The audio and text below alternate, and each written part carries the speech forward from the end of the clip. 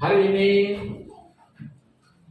saya berbicara satu tema yang cukup penting yang mungkin seringkali kita abaikan. Kenapa? Berdasarkan Amsal pasal 16 ayat 22 yang berbunyi demikian, orang yang sabar melebihi seorang pahlawan. Orang yang menguasai dirinya melebihi orang yang merebut kota. Nah, dari sini dapat kita mengerti bahwa hidup orang Kristen tidak hanya ditentukan oleh doa kita. Hidup orang Kristen tidak juga hanya ditentukan oleh ibadah kita, tetapi juga oleh pengendalian diri kita. Katakan amin. Oleh pengendalian diri kita. Sebab banyak orang tanpa disadarinya seringkali abai tentang masalah pengendalian diri. Bahkan akibat daripada ketidakmampuan kita mengendalikan diri kita, maka hal yang sepele saja bisa berdampak memicu, memantik perasaan yang besar, bahkan bisa berakibat tragis buat kehidupan kita, bahkan kehidupan orang lain. Sekali lagi, kitab Amsal pasal 25 ayat 28 mengatakan, orang yang tak dapat mengendalikan diri adalah seperti kota yang roboh temboknya. Jadi pengendalian diri adalah sangat penting, karena pengendalian diri ini adalah salah satu daripada buah roh yang dicatat di dalam kitab Galatia pasal 5. Bapak, Ibu, saudara-saudara yang dikasihi oleh Tuhan, kalau kita ingin hidup ini tidak mengalami banyak persoalan, maka marilah hari ini kita menjadikan diri kita sebagai orang yang memiliki pengendalian diri yang bagus. Katakan amin. Jangan sedikit-sedikit marah. Jangan sedikit-sedikit emosi. Jangan sedikit-sedikit berbuat hal yang tidak pantas. Itu bukti orang yang tidak mampu mengendalikan diri. Dalam hidup ini ada beberapa area yang perlu kita jaga dengan pengendalian diri.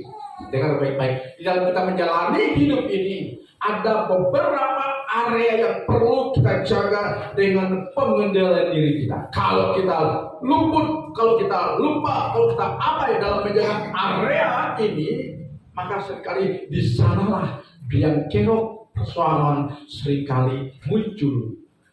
Ya, dalam hidup kita yang sebenarnya kita tidak ingin hidup kita terus dipelototi dengan masalah-masalah yang seharusnya tidak terjadi dalam hidup kita. Tapi karena akibat daripada kita kurang pengendalian diri, maka terjadilah hal-hal yang menjadi hidup ini tidak enak dan tidak indah.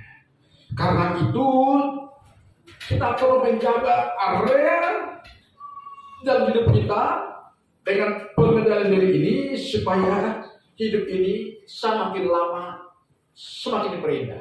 Katakan amin. Karena hidup yang normal dan hidup yang sesungguhnya seperti yang Tuhan kehendaki adalah seperti yang saya katakan, hidup itu harus berakhir dengan happy. Katakan amin. Happy ending. Saya ingin membahaskan happy ending. Makin lama makin enak, makin lama makin enak. Katakan amin. Demikian juga dalam kehidupan berumah tangga, ya. Makin lama makin enak, makin tua makin enjoy, makin tua makin enjoy. Dengan pasangan kita bukan makin tua makin bosan. Ya, saya terus terang, ya walaupun kami sudah tua, ya, saya anak-anak, kalau saya bisa bersama di depan anak-anak, saya bisa cium istri di depan anak, atau peluk dia. Karena begitu, menunjukkan sikap kita bahwa hidup ini semakin lama semakin menyenangkan. Katakan amin. Ya, haleluya. Jadi kita kembali kepada tema yang harus kita bahas, bahwa area pertama yang perlu kita jaga dengan pengendalian diri kita adalah masalah emosional. Masalah emosional atau masalah kemarahan, ya. Karena apa? Karena mampu mengendalikan diri atau tidak itu sebenarnya tergantung dari pilihan kita. Karena life is choice, hidup adalah pilihan. Ketidakmampuan kita mengendalikan diri itu juga karena pilihan kita. Kita memberikan kita emosional, kita memberikan kita temperamental. Kita bangga, aku ini sifatku temperamental, sifatku mudah emosi. Kita bangga dengan sifat kita yang tidak bagus. Tidak perlu kita banggakan dengan sifat yang tidak bagus. Ya, kita harus sadar bahwa sifat-sifat seperti itu yang membuat hidup ini menjadi banyak masalah harus benar-benar, ya, kalau tidak mampu kita buang sekaligus, pelan tapi pasti kita membuang dan meninggalkan. Karena memang begitulah kekristenan. Melalui proses yang panjang, hari demi hari kita semakin menuju kepada keserupaan dan kesempurnaan sama seperti Yesus yang adalah sempurna. Ya. Hari-hari yang kita jalani, kita harus terus mengikis sifat-sifat yang tidak berkenan kepada Tuhan dan yang juga tidak berkenan kepada manusia.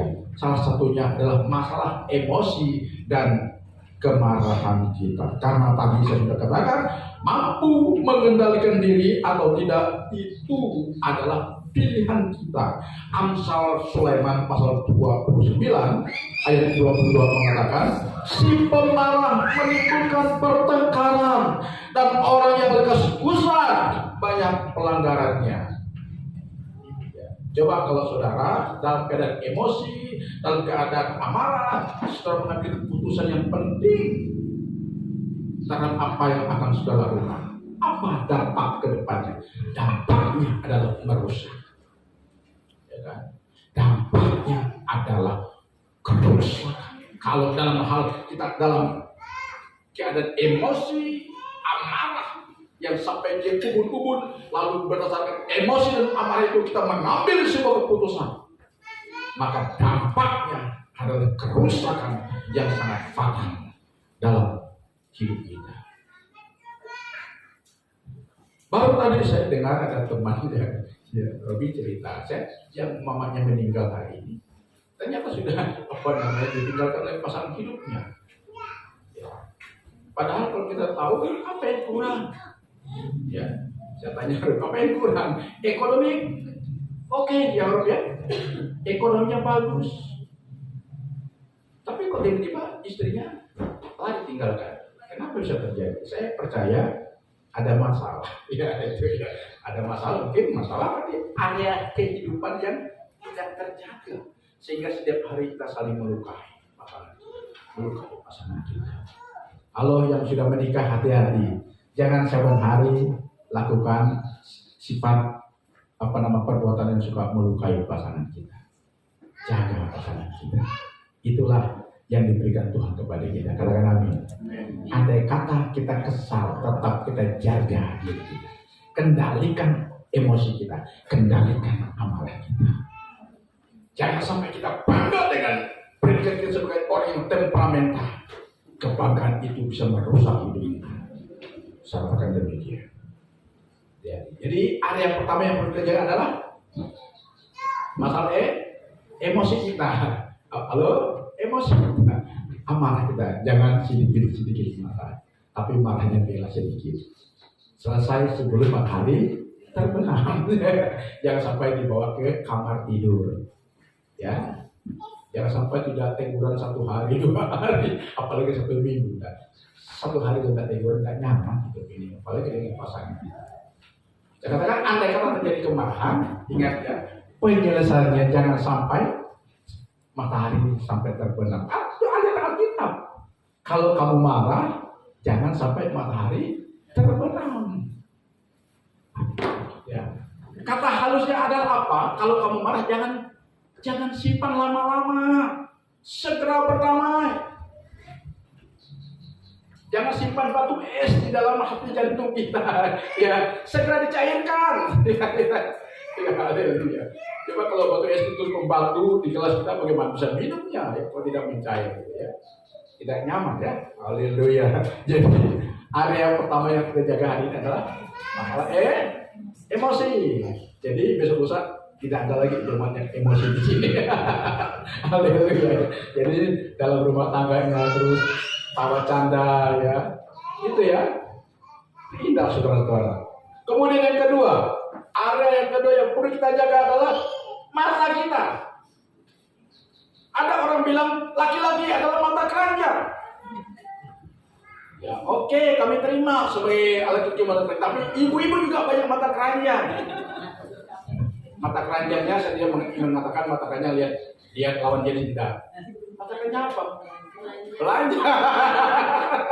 Belanja. Oh, belanja mata keranjang. Kadang-kadang saya teman-teman ibu belanja, kalau saya tidak mampu menahan area yang pertama tadi, area emosi dan rasa kalau saya belanja tuh poin. Datang rumah saya sudah berpikir akan sebelah ke sini ke belanja. Tapi sudah lihat ambil langsung ke kasir. Tapi kalau ibu lo mau pilih, bongkar, ya lagi. Apalagi kalau ke mall, aduh rasanya kita hati ini rasanya mau maaf, kita sabar. Sabar, kita tahan kemarahan kita. Di dalam itu dunianya itu kita berpikir. Kalau saya ke ngapain tadi ke MK, udahlah itu dunia dialah. Kalau saya diam aja. Tunggu dia belanja bola balik pergi. Udah, saya tunggu saja udah. Memang, saya nanti saya cukup mengerut. Aduh, ngapa gitu belanja bolak balik? Kalau kita kan tinggal, lihat baju bagus nih, lihat berapa faktor harganya, cocok nih, tes dulu. Selesai, bawa ke kasir, bayar, kemas, turun, pulang kita. Adakah bapak-bapak yang sering menemani istrinya belanja? Ada yang marah? Ada yang marah enggak? Ya, jangan marah, itu dunianya dia. Kita harus belajar sabar. Katakan amin. Ya, ini masalah mata tadi ya. Tapi ada hubungan dengan di poin yang pertama. Jadi keinginan mata, hati-hati saudara-saudara. Keinginan mata ini bisa membawa kita kepada ketidaknyamanan hidup. Ya. Saya berbicara tentang keinginan mata ini yang menyangkut paut dengan masalah finansial. Ini saya titik perhatikan di sini. Coba tanpa kita sadari, masalah keinginan mata ini ada hubungannya dengan masalah keuangan. Karena masalah keuangan ini kadang-kadang didasari, disebabkan oleh apa? Sifat mata keranjangnya kita. Ya. Walaupun barang tidak butuh, ini bagus nih, padahal tidak terlalu butuh, tidak terlalu penting. Beli aja. Padahal belum terlalu penting. Saya maaf ya, ini intermezzo aja dengan ibu ya. Dulu Tupperware itu masih lagi booming kan. Dia beli Tupperware terus sampai saya bilang kelasnya ibu Tupperware. Saya bilang Bu Tupperware karena sampai satu tas besar Tupperware saya tidak terpakai makan. Tapi saya bilang udah itu dunia dia. Tapi pelan-pelan saya bilang udah ini tidak perlu bahas. Dibilang hidup ini begitu berat, itu disebabkan karena keinginan mata. Keinginan mata ini membawa kita kepada sebuah persaingan hidup yang tidak sehat. Ya, persaingan hidup yang tidak sehat. Contohnya, kalau orang udah punya mobil baru, tetangga udah punya mobil baru, padahal ekonomi sama dengan kami. Masa aku kalah dengan dia? Ya kan? Dia beli mobil baru, aku kan beli mobil baru yang di atas ini. Ya kan? Saya beberapa kali ditandingi dengan salah satu hamba Tuhan. Tuh kawan itu punya wuling baru katanya. Kok kamu masih pakai kristal tua? Tidak apa-apa saya bilang. Yang penting jangan sampai hati saya ini kehilangan sejahtera dan damai, mikirkan beban kreditnya. Besok saya udah 2 minggu lagi ya, sisa seminggu lagi ya.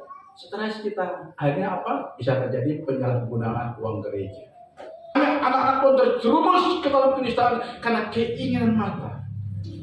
Banyak orang-orang yang sebenarnya dia bisa enjoy menjalani hidupnya, terjerumus menjadi terbelenggu dengan masalah karena keinginan mata. Keinginan mata itu membawa kita kepada persaingan yang tidak sehat. Saya mau katakan kepada kita, kalau gaji kita 15 juta, kita berani kredit mobil yang harganya ratusan juta, potong saya separuh gaji sisa 1 juta, lalu kepentingan lain-lain. Apa enggak parah? Apa enggak susah gitu ya? Tapi banyak orang begitu. Kalau misalnya kita punya gaji 30 juta, seharusnya paling bisa kita berani kredit mobil yang harganya ya 100 lebih sedikit, tapi dengan DP yang cukup tinggi, sehingga ketika kita diminta beban cicilan per bulan paling 2 juta lebih, masih mampu kita. Karena hidup ini tidak hanya sayur, nasi, garam, jajan, tapi banyak hal itu. Sehubungan dengan keinginan mata, kita ditawari kemampuan itu nomor 2, nomor 3 Pak. Yang penting kalau Bapak mau, kami kan bisa bantu urus. Berpuluh-puluh kali orang WA saya, Pak, ini banyak produk baru, ini lagi bulan mau pergantian tahun, ada banyak promo, ada banyak diskon, kami bisa bantu Bapak. Saya bilang, kalau bantu bayar cicilan aku mau. Tapi kalau hanya tidak bantu bayar cicilan itu apa? Kan nanti kami juga yang punya beban. Saya bilang itu ngapain? Ya kan? Aduh sayang Pak, ini peluang nih katanya. Dan 17 Agustus ditawari, ini udah mau Natal kan? Waduh, luar biasa. Proses asal Bapak bilang ya, kami akan urus prosesnya. Kami akan kirim ke tempat. Saya bilang oke, terima kasih buat kebaikan. Tapi kalau mau bantu bayar cicilan. Bukan bantu urus. Kalau bantu aku juga bisa urus. Kan gitu ya. Nah, jadi keinginan mata seringkali membawa kita kepada kehidupan yang menyulitkan. Haleluya. Oke, hati-hati dengan peringatan. Ada yang kedua, keinginan mata ya, jangan terjebak. Apalagi hari-hari ini banyak jasa keuangan menawarkan kita. Baik dia CU, baik dia CU berjalan, bank berjalan, tuh hati-hati. Gara-gara kita ditagih sampai lari dari rumah. Nyaman nggak? Kita lagi mau makan, kedor pintu, ada koperasi, ngumpet dia. Enak nggak? Nyaman nggak? Nggak nyaman hidup. Ya, haleluya. Hutang itu dampaknya itu sama dengan narkoba, bahaya ya, hati-hati. Dan itu disebabkan karena area yang kedua tadi tidak kita jaga, yaitu keinginan mata. Hati-hati ibu-ibu ya, bapak-bapak ya, jangan mata keranjang. Mata keranjang bukan berarti mata keranjang lihat laki-laki, lihat perempuan saja. Berbicara dengan mata keranjang tentang belanja yang tidak terkontrol. Katakan amin. Hati-hati dengan belanja yang tidak kontrol. Belanjalah sesuai dengan kebutuhan, bukan sesuai keinginan. Kalau kita belanja sesuai kebutuhan, niscaya hidup ini.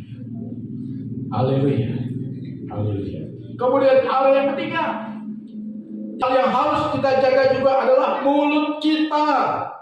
Alkitab mengatakan lebih baik cepat dalam mendengar daripada berkata-kata. Kenapa? Karena pelanggaran sering terjadi karena masalah mulut yang tidak dapat dikendalikan.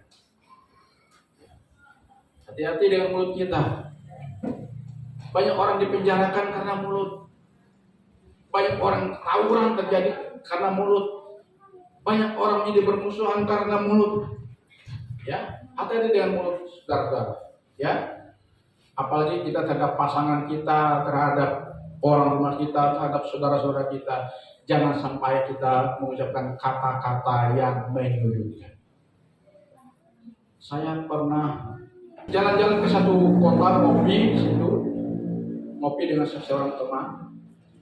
Gitu. Dia lihat ibu punya warung kopi ini ada seorang ibu yang sangat piawai dalam bisnisnya banyak gitu ya. Suaminya pegawai negeri, dia ibu rumah tangga yang menangani bisnisnya. Lalu ngomong teman saya ini, Enak punya bini kalau seperti dia. Kalau aku punya bini seperti dia, mungkin lebih maju hidupku katanya. Waduh, saya bilang, kenapa kamu ngomong gitu? Kamu tidak puas dengan binimu ya? Jangan gitulah. Semua sudah ada takarannya. Saya bilang gitu. Ya bersyukurlah Tuhan kasih bini daripada orang yang belum dapat bini.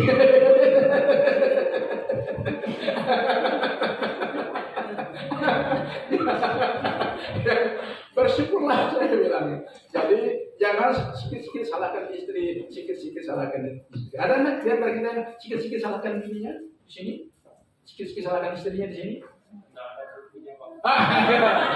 Karena istri bilang, bodoh kamu. Siapa yang jadi penasihat perkawinan, ponakan saya di sana, dia nikah sama orang Batak. Waktu acara adat, saya ngomong, saya memang sudah simpan dalam diri saya. Satu, nasihat saya pertama, ini ponakan saya, kalian nikah dengan beda suku.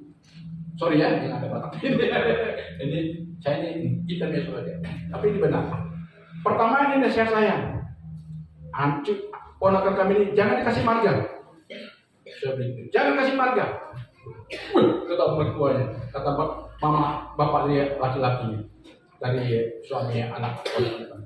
Kenapa begitu? Kalau tidak dikasih marga, bagaimana kami buat bulan-bulan nanti katanya. Saya bilang, kalau dikasih marga, hilang kedayaannya. Saya bilang itu. Diam semua, jadi saling semua.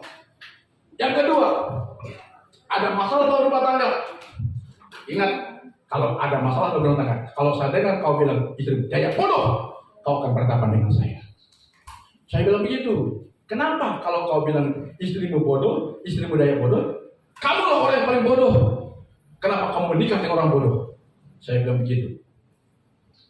Saya tidak mau dengar. Kalau ada masalah dalam rumah tangga, kamu mengatakan suamimu bodoh, istrimu bodoh. Karena kalau suamimu bodoh, kamulah istri yang terbodoh menikahi suami yang bodoh. Kan begitu logikanya. Ya, sering nggak di antara kita ada yang kita pernah mengucapkan bilang suamimu bodoh? Aku hebat. Suamimu tidak bisa berbuat apa? Ini semua gara-gara aku. Saya harap jangan. Karena kami hati-hati dengan mulut kita. Ya, karena mulut badan binasa. Haleluya. Haleluya.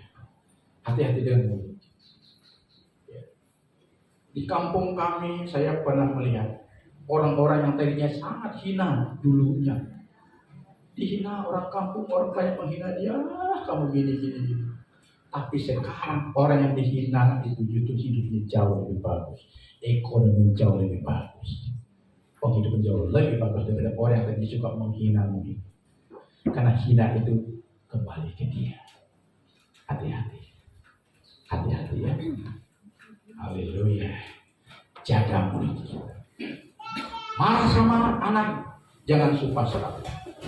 Lagi kesal sama suami, jangan sumpah serapah. Perkatakan perkataan yang baik, jangan menyudutkan dia. Hati-hati dengan mulut kita. Karena apa? Karena tadi saya katakan dalam Yakobus pasal 3 ayat 2-3 mengatakan, sebab kita semua bersalah dalam banyak hal, barang siapa tidak bersalah dalam perkataannya, ia adalah orang sempurna yang dapat juga mengendalikan seluruh tubuhnya. Kita mengenakan kekang pada mulut kuda, sehingga ia menuruti kehendak kita. Dengan jalan demikian, kita dapat juga mengendalikan hidup kita. Artinya, memang mulut kita ini liar sifatnya. Lidah kita ini liar sifatnya. Sulit untuk dikendalikan. Tetapi kalau kita sudah mengerti kebenaran, maka kita harus mengenakan kekang pada lidah kita supaya bisa dikendalikan. Kekangnya apa? Sadar diri kita bahwa kita sudah anak Tuhan. Katakan amin. Ya, sadar diri kita, aku sudah anak Tuhan. Apalagi, aku sudah pekerja gereja. Hati-hati dalam kita. Inilah kekangnya. Aku harus melontarkan kata-kata yang memberikan dorongan, kata-kata yang menguatkan, kata-kata yang membangun, kata-kata yang memberi semangat. Haleluya. Ya. Karena bagaimana perkataanmu, demikianlah keadaan. Hati-hati dengan perkataan kita. Bahkan di saat ekonomi kita lagi seret, kita jangan menyumpahi diri kita. Ya. Memang beginilah nasib kami. Nasib kami memang beginilah. Kami orang tak punya, kami orang miskin, kami orang pokoknya papa Cina. Nah, kalau kita terus membahasakan itu, kita sudah membuat semacam ikatan diri kita dengan kata-kata kita itu. Karena kata-kata kita itu mengikat sifat. Bukan mengikat orang, tapi mengikat kita, membelenggu kita, membuat hidup kita tidak akan maju-maju, bahkan mundur. Sebaiknya kalau kita lagi dalam keadaan seret, keadaan sulit, dalam tekanan, kita harus ngomong begini. Tidak selamanya masa seperti ini akan kami jalani. Kami percaya janji Tuhan. Habis gelap terbitlah terang. Demikian kita berkata. Tidak ada persoalan yang tidak ada jalan keluar. Percaya kepada Yesus karena Yesus adalah jalan. Yohanes 14 ayat 6. Akulah jalan dan kebenaran.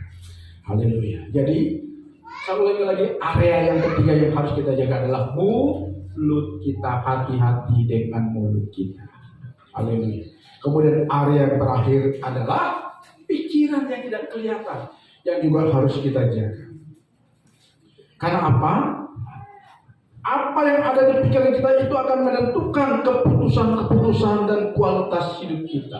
Jadi pikiran kita menentukan kualitas hidup kita. Dengan kata lain, bagaimana pikiran kita, begitulah hidup kita. Ya. Karena berkali-kali saya sampaikan di sini, bila kita ingin merubah jalan hidup kita, maka yang pertama dirubah jalan pikiran kita. Katakan amin.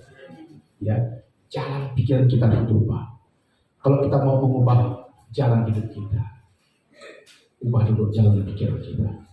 Kalau jalan pikiran kita sudah berubah, maka akan menyusul perkara-perkara yang lain yang akan kelihatan.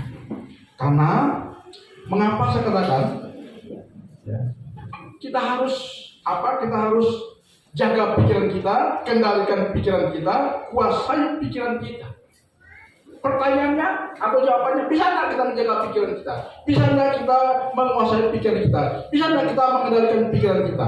Saya terus terang seringkali ada pikiran-pikiran bergeliat ketika saya lagi merenungkan kebaikan Tuhan, atau kalau saya bisa dalam perenungan, saya ke pondok kebun lagi istirahat, bersandar, menikmati sepoi-sepoi angin siang itu. Kadang-kadang pikiran jahat datang panas api siang datang ditembakkan ke kepala kita, ke pikiran kita. Ya, tolong anak-anakku ya. Ya. Lalu saya katakan, ini pikiran aku dan ingin pikiran seperti ini. Ini adalah pikiran jahat, pikiran yang tidak sesuai dengan perkenan Tuhan. Aku beritakan kau pergi dari benar. Aku tidak mau berpikir demikian. Ini lama-lama benar saudara, dia pergi dari kita. Bisakah kita merubah jalan hidup kita? Saya katakan jawabannya bisa. Karena apa?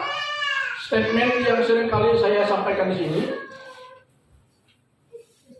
mengatakan you can if you think you can. Bila kamu berpikir bisa, kamu pasti bisa. Tapi bila kamu berpikir tidak bisa, kamu akan menjadi orang yang biasa dan orang yang akan binasa. Kalian seperti keadaan ini.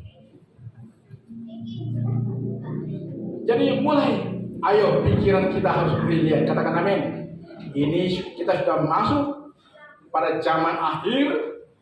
Dunia sudah dalam persaingan yang sangat ketat.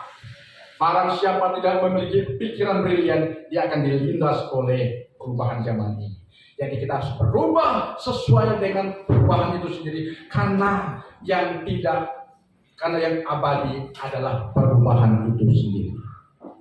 Katakan amin. Yang pasti adalah perubahan itu sendiri. Karena itu kita harus berubah. Bagaimana kita harus berubah?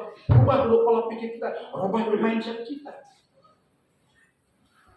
Andai kata saudara mau usaha, jangan selalu berpikir, udah aku ini orang miskin, aku tidak punya kenalan, aku tidak punya modal. Terjadilah demikian. Bagaimana kalau kita mau berusaha tapi tidak punya modal? Kalau pikiran saudara berlian, akan bisa, saudara. Bisa. Maka bangunlah relasi, bangun hubungan. Katakan amin. Bangun relasi, bangun hubungan. Maka ada banyak orang yang penting modalnya. Satu adalah kejujuran. Bila tidak, akan ada orang percaya kita. Nah, kejujuran itu juga ada di dalam masalah pikiran. Kalau pikirannya bagus, niscaya semuanya berjalan bagus. Oke, hari ini firman Tuhan sengaja saya siapkan untuk kita hari ini karena menghadapi ketatnya persaingan hidup di zaman yang sudah sangat masif. Jadi marilah kita menjadi orang-orang yang mampu mengendalikan diri kita dalam hal emosi kita, dalam hal kemarahan kita, dalam hal keinginan mata kita. Mari kita beri prioritas. Kalau misalnya keuangan kita lagi betul-betul ya pas-pasan, berilah skala prioritas untuk menggunakannya ke hal-hal yang sangat butuh dulu. Jangan mata keranjang. Kemudian hati-hati dengan mulut kita, ya, dan jaga pikiran kita. Karena Yesus sudah menebus kita supaya kita tidak lagi hidup seperti manusia kemarin. Mari kita berdiri. Kunci M